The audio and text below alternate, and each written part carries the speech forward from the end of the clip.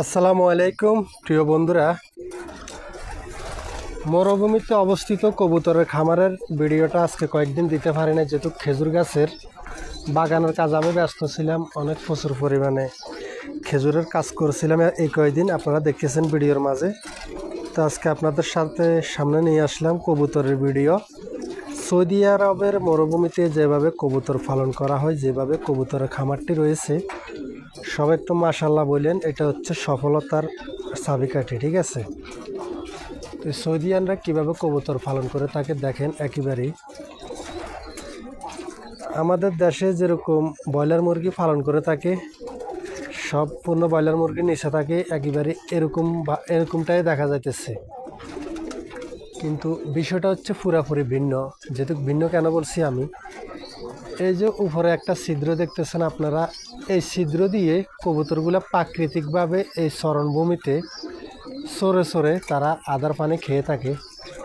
ঠিক আছে, চরণভূমিতে সরে সরে তারা আদার পানি খেয়ে থাকে, সেই কারণে তারা প্রাকৃতিকভাবে এই কবুতরগুলোকে পালন করা হয়। এগুলো কিন্তু কোনো আবদ্ধ অবস্থায় না।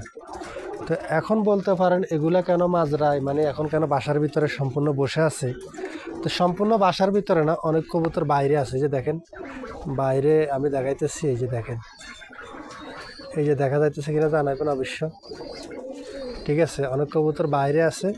তো এখন প্রচুর পরিমাণে গরম পড়তেছে, এই কারণে সম্পূর্ণ কবুতরগুলো স্তব ধরে মানে খাবার দাবার খাইছে। আমি কিন্তু এই যে দেখেন পানি দিছি তাদেরকে। ঠিক আছে, তো এগুলা দেখেন উপরে একটা আপনার দিছে, লোহার রড দিয়ে আপনার একটা মানে কি ধরনা বলি আর কি আমরা নোয়াখালীতে, এরকম একটা দিছে, দিছে মানে আপনার রড একটা টাঙা দিছে আর মতো করে। তো এগুলার উপরে দেখেন কি সুন্দরভাবে তারা প্রাকৃতিক পরিবেশে তারা বসে আছে। দেখেন এই যে দেখেন।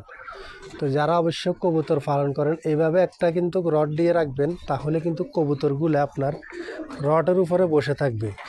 তো এই রডের উপরে বসে থাকার কারণ হচ্ছে কি, অনেক কবুতরকে ডিস্টার্ব করে, মানে যেগুলো একটু দুর্বল, ওগুলোকে একটু ঠোরাঠুরি যেগুলো করার অভ্যাস আছে, যখন ঠোরাঠুরি করে তখন তারা কিন্তু এই রডের উপরে বসে থাকে, তখন কিন্তু আর কবুতরগুলো ঠোরাঠুরি করতে পারে না। ঠিক আছে, তো যে দেখেন স্তবভাবে একেবারে বসে আছে, মাশাআল্লাহ বললেন একটু সবাই। আর উপরে অনেকগুলো আছে, আর এখানে কয়েক জাতের কবুতর আছে, মানে এগুলো আছে অনেক বড়। এই যে এই কবুতরটি দেখেন, এই যে এই কবুতরটি দেখেন, একেবারে আমার এই আঙ্গুল বরাবর। এটা কিন্তু অনেক বড় কবুতর, খামারের ভিতরে বেস্ট।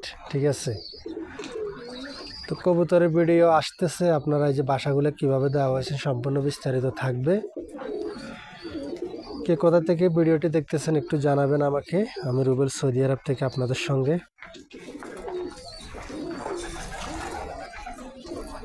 তো প্রিয় বন্ধুরা, দেখতে পাচ্ছেন কবুতর প্রেমী যারা আছেন তারা ভিডিওগুলো শেয়ার করে দেবেন, প্রতিনিয়ত আমার কাছে থাকবেন। আর আমি কিন্তু সব সময় ভিডিও দেওয়ার সময় পাই না, আমি মানে যে সময় যে ভিডিও পারে ওইটাই দিই, যেহেতু আমি বিভিন্ন ধরনের কাজ করে থাকি। তো আপনাদের সামনে যে ভিডিওটাই যাবে, ওই ভিডিওটাই আপনারা লাইক দিয়ে দিবেন। ঠিক আছে, তাহলে কি হবে, পরবর্তী আপনাদের পছন্দের ভিডিওটা আপনাদের সামনে যাবে।